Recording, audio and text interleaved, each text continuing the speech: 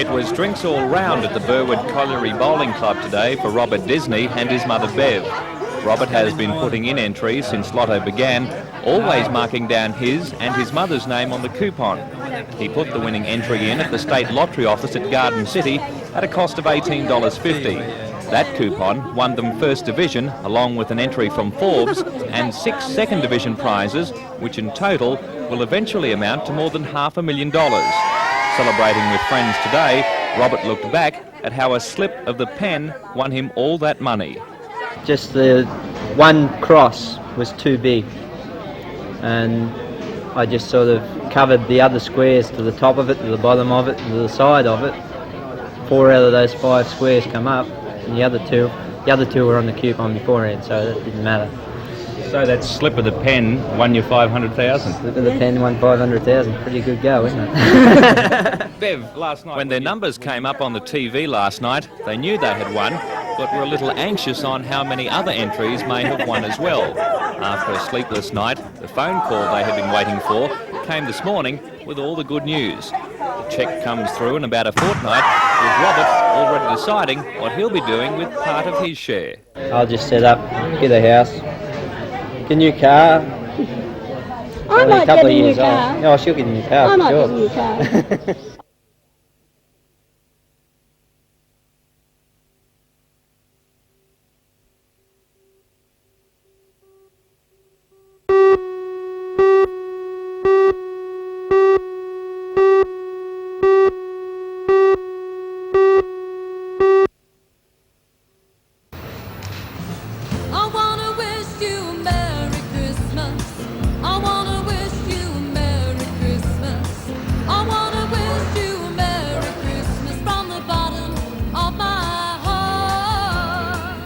The 2 appeals have been receiving toys and gifts for children for over 3 months in readiness for Christmas.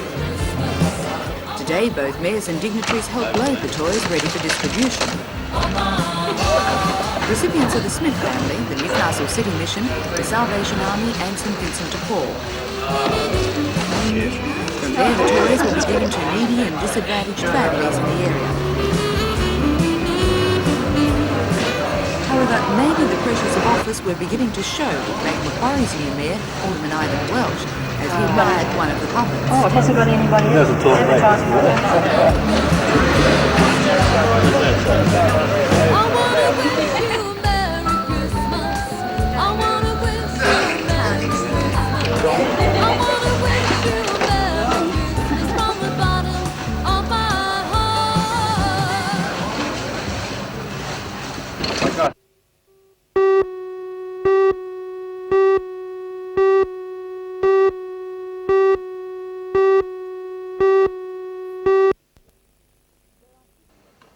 There are 6 refuges for women in need of emergency accommodation in the Hunter region.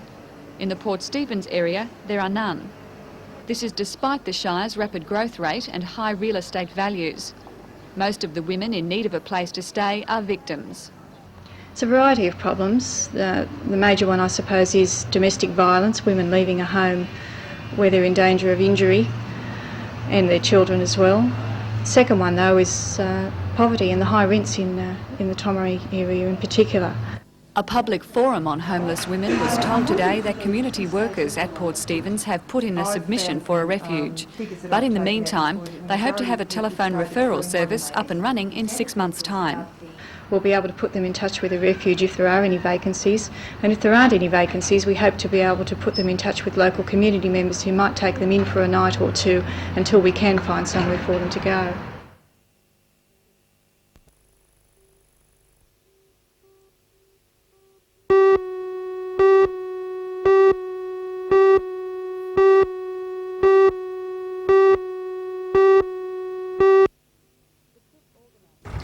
The trip organised by Mr Mills is a tribute to the early Australian pioneers and is helping to raise money for the Heart Foundation. The old Bullockys have never been recognised for ever doing anything, only bad language and hard times. Is that true? Well, that's right. Well, there's a bit of it goes on, but it's all right to use bad language if you do it with feeling and know the meaning of it, of course.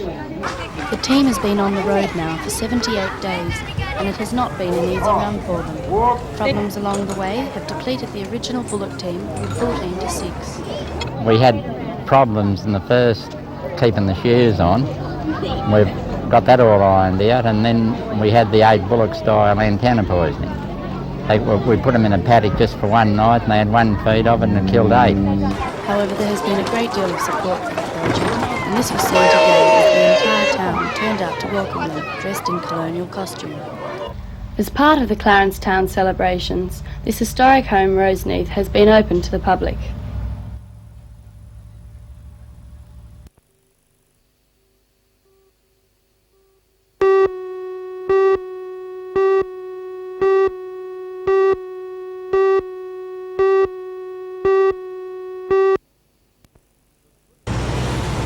The 3 a.m. licensees are causing most concern to Commander Nixon. He's seen a disturbing increase in offensive behaviour from patrons leaving these premises and has ordered police to stop it. In fact, we don't want drunken louts, larrikinism, antisocial behaviour, noise pollution, people urinating in the streets to the detriment of the public who might be travelling at that morning. The Northern Region Commander says the holders of late-night liquor licences have a moral and legal obligation not to sell alcohol to people who are drunk, and has warned the crackdown includes them. I believe it is their moral problem itself. They have served the liquor, they have made the profit. Why should the people of Newcastle suffer through antisocial behaviour? Are licensees bound to restrain people from leaving their property? Not really, that's nothing to do with that, but of course it is an offence, and a clear offence under the Liquor Act, for licensees of licensed premises to have drunken people on their premises. But what about when they leave?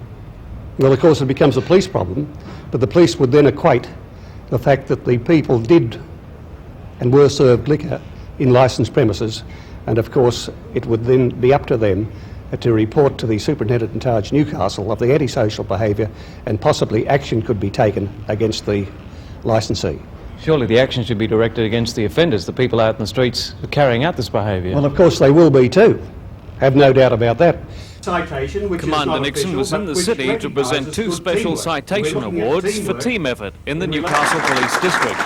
Toronto detectives led by Sergeant Pat Daly, along with John Scott, Dave Swilks and Vince Fallons, were recognised for their work in cracking a car-stealing racket. Largely due to their diligence, 64 cars were stolen in the district in the last 3 months, and for the same period last year. Newcastle Highway Patrol was also given one of the new look citations for helping to reduce the road toll. So far, it's down by 82 on last year.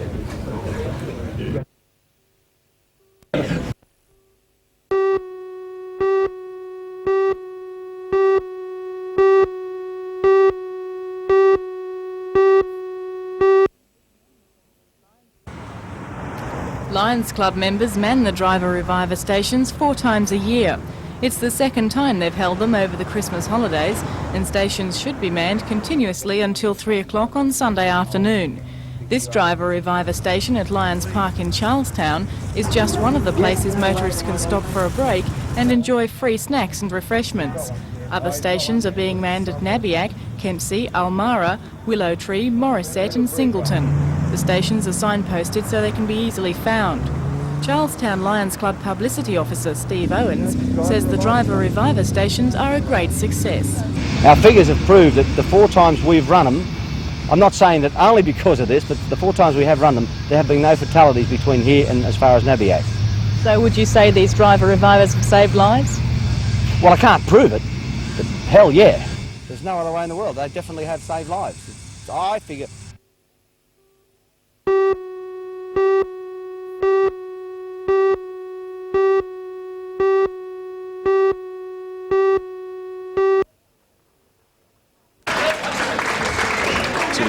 Seeking martial arts instruction, the variety of schools can be quite bewildering, and to some extent each school remains jealously protective of its style and origins. Today's first ever martial arts spectacular is an attempt to break the ice between rival schools and give potential students a chance to compare and contrast the various styles. 15 groups accepted the invitation to demonstrate their arts in everything from displays to full contact competition. Organiser Rick James, a black belt master in one's own karate, says the response clearly shows the willingness of the experts to share their knowledge. We seem to be rivals at times, but this is the barrier we're trying to bridge, and I feel until we do bridge it, we're not going to advance to our full potential. Money raised from today's event will help pay for airfares to India for Rick and two of his students to further their training.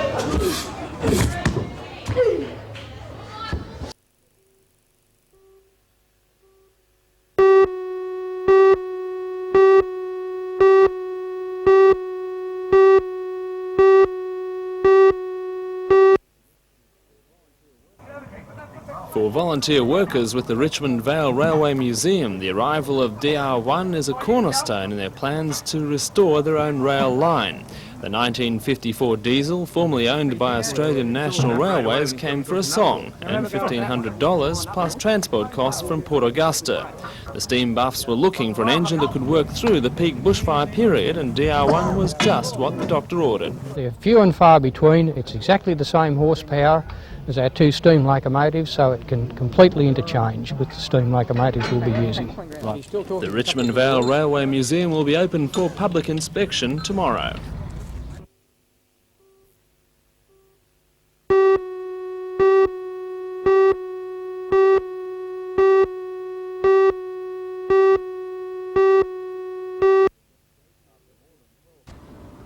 After more than 12 hours of investigation, detectives have only gathered the pieces of the puzzle. At this stage, they know that an 18-year-old Nelson Bay woman left a local pub in the early hours of this morning.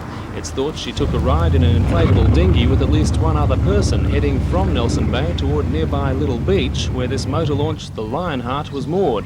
Today, the badly damaged dinghy is in police custody. It clearly must have hit something in the bay, possibly this barge. Water police say the woman was picked up on board the Lionheart after they received a distress call at about 2 o'clock. She had suffered fractures and a punctured lung.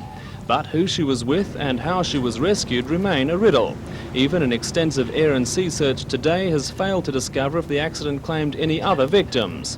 This afternoon, the 28-year-old skipper of the Lionheart was still helping police with their inquiries, but detectives say the final answers rest with the young woman recovering after surgery in Royal Newcastle Hospital tonight.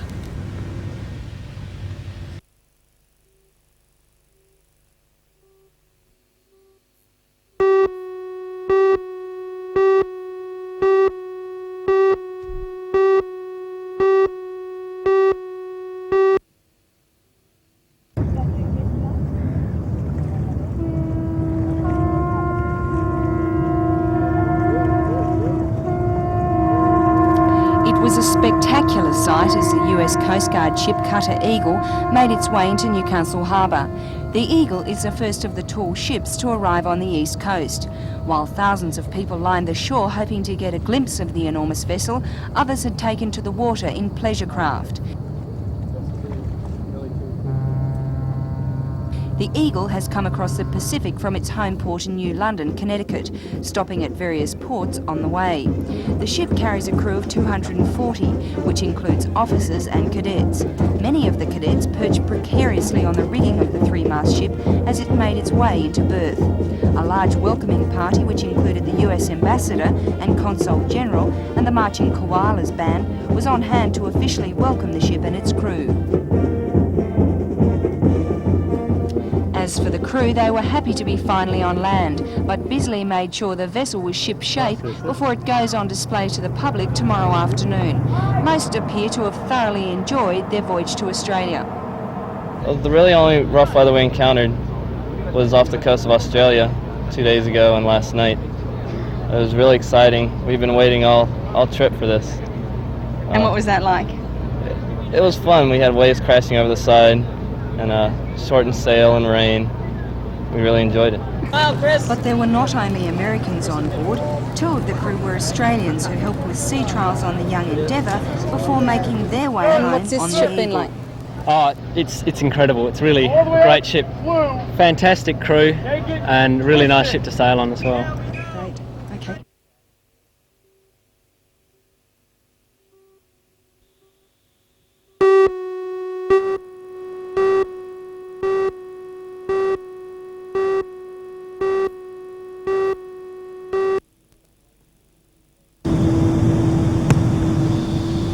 The first race of the series was contested in near-perfect conditions at Wangi this afternoon. It's the first time the NS14 National Championships have been held on Lake Macquarie. 80 entries registered with officials this morning, and nearly all of those took part in today's invitational race. Competitors have come from 6 states, the ACT, and as far away as Perth. Of the 29 local entries, Jamie Roberts is out to defend the Australian title he won last year in Victoria. A total of 7 heats will be raced from tomorrow until Saturday, with tomorrow's first heat set to sail from the Wangi RSL Amateur Sailing Club from 11 a.m.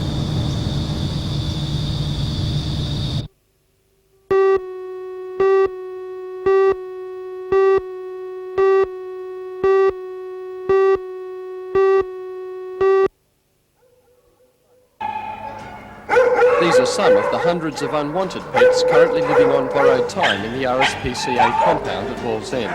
Many of them have been left by owners who prefer to allow them to be put down rather than pay kennel fees while they are on holidays. The full story in tonight's news. For all the news, join us tonight at 6.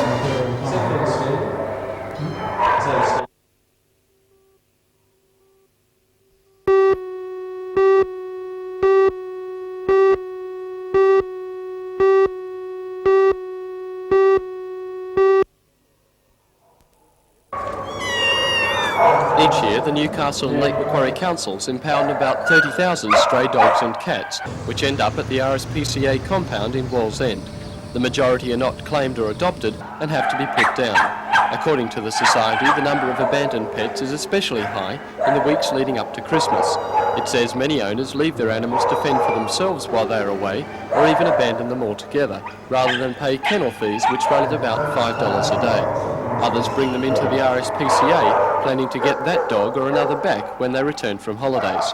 In the last week alone, the Society has accepted 200 dogs, and Regional Inspector John Carter says the problem is not improving. Yes, unfortunately, Ross, every Christmas, and this one was no exception, we've had hundreds of dogs come in, just been brought in because people didn't want the hassle of them over Christmas. The RSPCA plans to combat the problem through an education program that will run in schools next year. However, Mr Carter also warns that offenders face stiff penalties. If people go off and do abandon their dogs, which virtually is what they're doing when they go holidays and leave their dogs to it, they can be fined up to $1,000 for just abandoning an animal. But I think it goes deeper here. I think we've really got to settle down and get a larger education program on to try and get people to do the right thing by their dogs. So for all those...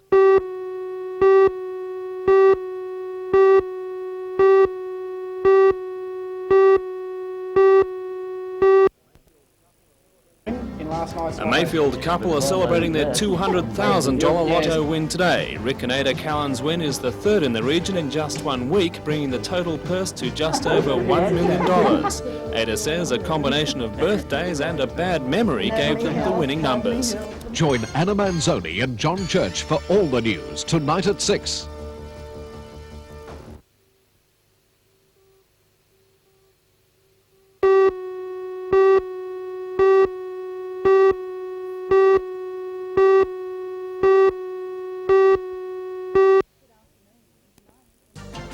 Good afternoon. In tonight's NBN News, a report on frenetic post-Christmas trading.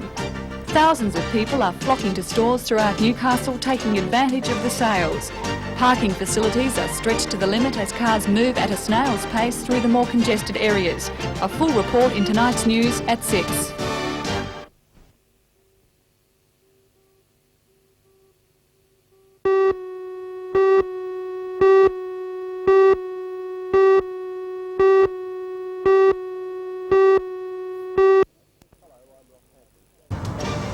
Hello, I'm Ross Hampton.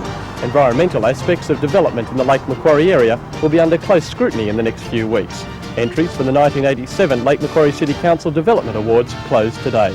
For all the news, join us tonight at 6.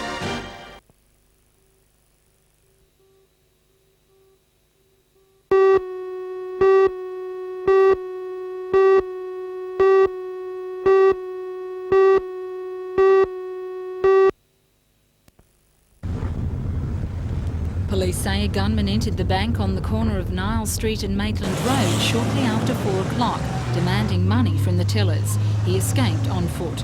Police are linking the robbery with the 1972 white Mazda sedan stolen earlier from Hunter Street in Newcastle. The gunman escaped with an undisclosed amount of money and was last seen running in nearby back streets. Bank management and staff were reluctant to talk about the hold-up. Police have issued a description of the wanted gunman. He's described as 20 years of age, of thin build and 170 centimetres tall. He was last seen wearing faded blue jeans, a light blue shirt and a blue ski mask.